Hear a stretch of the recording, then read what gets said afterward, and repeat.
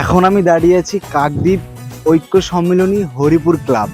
আমার সব থেকে যে জিনিসটা ভালো লেগেছে, এখনকার জেনারেশনটাকে পুরোটাই তুলে ধরেছে। সত্যি আমরা কিন্তু প্রত্যেকেই ফোনেই মগ্ন। দেখো প্রত্যেকটা জিনিস কিভাবে তুলে ধরেছে।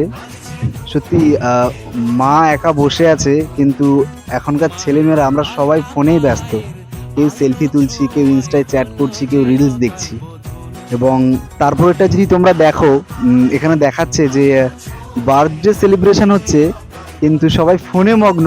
যার বার্থডে সে বেচারা মুখে হাত দিয়ে বসে আছে।